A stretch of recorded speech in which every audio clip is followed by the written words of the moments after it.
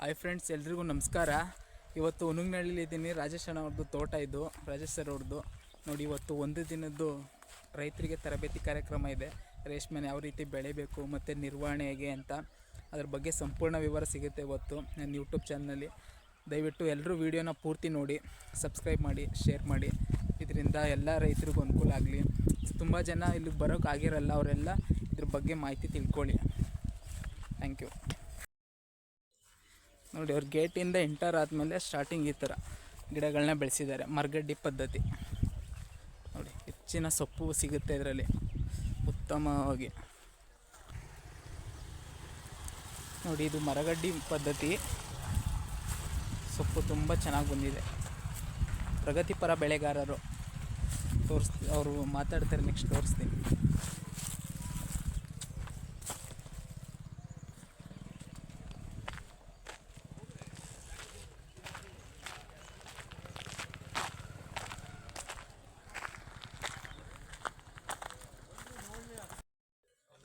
ನೋಡಿ, ಮಿನಿ ಟ್ಯಾಕ್ಟ್ರಿ ಇದು, ಜಮೀನು ಒಳಗಡೆ ಉಳುಮೆ ಮಾಡೋದಕ್ಕೆ. ಮತ್ತು ಸ್ಪ್ರೇಯರು ಇದೆ. ಮಹೇಂದ್ರ ಕಂಪ್ನಿ.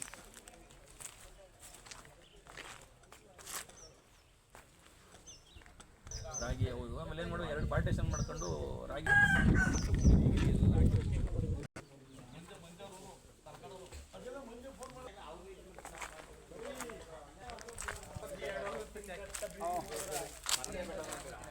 ಮರ ಅಂದ್ರೆ ಮರದಲ್ಲಿ ಕುಯ್ಸ್ ಮಾಡಿಸಿದ್ರೆ ಬಲ್ತಿರೋ ಮರ ತಗ ಕುಡಿಸ್ಬೇಕು. ಅವಾದ್ರ ನೀರು ಕುಡಿದ್ರು ಒಂದು 10 ವರ್ಷ 15 ವರ್ಷ ಬರ್ತವ.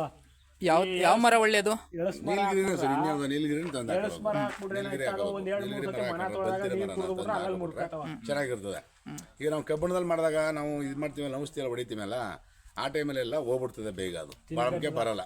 2 ವರ್ಷಕ್ಕೆ ಕ್ಲೋಸ್ ಆಗೋದು. ಇದು ಒಂದು 10 ವರ್ಷ ಇರ್ತದೆ. ಇದು ಯಾವುದೋ ಮರದಲ್ಲಿ ಮಾಡಿದ್ರೆ, ಕಬ್ಬಣದಲ್ಲಿ ಮಾಡಿದ್ರೆ. ಈಗ ನಾವು ಮಾಡಿಸಿರೋದು ನೀಲಗಿರಿ ಮರದಲ್ಲಿ ಬಲ್ತಿರೋ ಮರ ತಕ ಕುಯ್ಸಿ ನಾವು ಏನು ಮಾಡಿದ್ದೀವಿ ಅಂತಂದರೆ, ಇವಾಗ ಮಾಮೂಲಿ ಶೆಡ್ಡು ಮನೆ ರೆಡಿಯಾಗಿದೆ.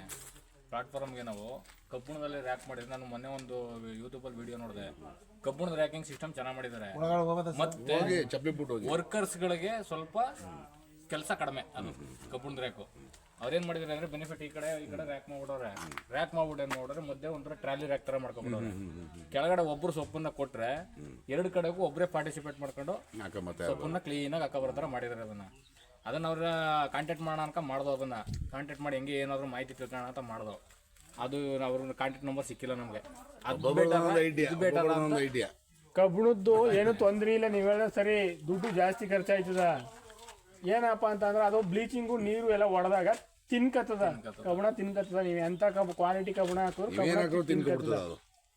ಈ ಮರ ಹಂಗಲ್ಲ, ಮರ ತಿನ್ನಲ್ಲ. ಬಲ್ತಿರ ಮರ ಹಾಕಿದ್ರ ಬಲ್ತಿರ ಮರ ತಿನ್ನಲ್ಲ, ಮುರಿಯಲ್ಲ. ಎಳ್ಸ್ ಮರ ಹಾಕ್ಬಿಟ್ರ, ಎಳ್ಸ್ ಮರ ಹಾಕಿದ್ರೆ ಮರನೇ ಸರಿ ಕಣ. ಮರದಲ್ಲೇ ಮರ ಚಂದ. ಕುಯ್ಸಿ ಮಾಡಿಸ್ಬೇಕು ಜಾಸ್ತಿ, ತಿನ್ಕೊಬಿಡ್ತದಲ್ಲ ಅದು. ಮತ್ತೆ ಪ್ರತಿ ಇದಕ್ಕೂ ಅದು ಪೇಂಟ್ ಮಾಡ್ತಾ ಇರ್ಬೇಕು ಅನ್ಸುತ್ತೆ. ಪೇಂಟ್ ಮಾಡಿದಾಗ ಮಿನಿಮಮ್ 15 ದಿನ ಬಿಡ್ಲೇಬೇಕು. ಪೇಂಟ್ ಸ್ಮೆಲ್ ಹೋಗ್ಬೇಕಾದ್ರೆ 15 ದಿನ ಬಿಡ್ಲೇಬೇಕು ಶೆಡ್ ಪೇಂಟ್ ಮಾಡಿದ್ರೆ. ಅದು ಇದು ಎಷ್ಟಡಿ ಶೆಡ್ಡು ಗೊತ್ತಿಲ್ಲ. 40 ಅಡಿ ಬರ್ಬೋದು. ಇದು ಅಷ್ಟೇ. 23 ಅಡಿ ಆಗಲ್ಲ, 50 ಅಡಿ ಉದ್ದ ಇದು. ಹಾಂ, ಚೆನ್ನಾಗಿದೆ.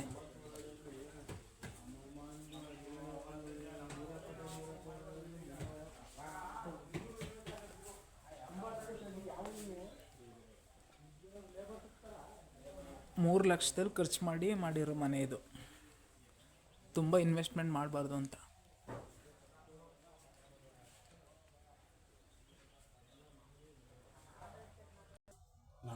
ಶುರು ಮಾಡೋದು ಸ್ವಲ್ಪ ತಿಳ್ಕೊಳ್ಳೋದು ತುಂಬ ಇದೆ. ಹೊಸಬ್ರ ರೈತರು ರೇಷ್ಮೆಯಲ್ಲಿ ಹೊಸಬ್ರು ತಿಳ್ಕೊಂಡು ಮೇಲೆ ಮಾತಾಡೋದು. ಎಷ್ಟು ಬೆಳೆ ಬೆಳೆದಿದ್ದೀರಿ? ಇಲ್ಲ, ಇದೇ ಸ್ಟಾರ್ಟಿಂಗ್ 3 ತಿಂಗಳೈತೆ. ಇವತ್ತು ತಿಳ್ಕೊಳ್ಳಿ, ಎಲ್ಲ ಎಕ್ಸ್ಪ್ಲೈನ್ ಮಾಡ್ತಾರೆ.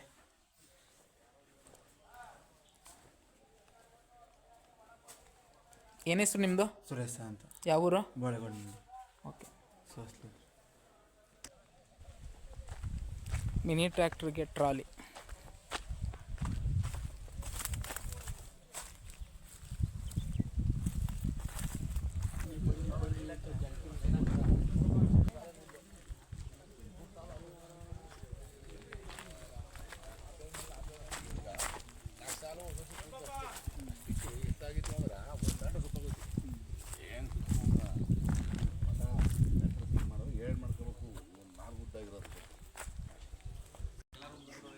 ನಿಮ್ಮ ಹೆಸರು? ಯಾವುದು ನಿಮ್ದು ಡ್ಯೂಟಿ ಬರೋ? ಶಿವು. ನೀವು ಎಷ್ಟು ವರ್ಷದಿಂದ ರೇಷ್ಮೆ ಮೇಯಿಸ್ತಿರೋದು? ಈಗ ಒಂದು 3 ವರ್ಷ ಆಯಿತು. 3 ವರ್ಷ. ಪರವಾಗಿಲ್ವಾ? ಪರವಾಗಿಲ್ಲ, ಚೆನ್ನಾಗಿದೆ.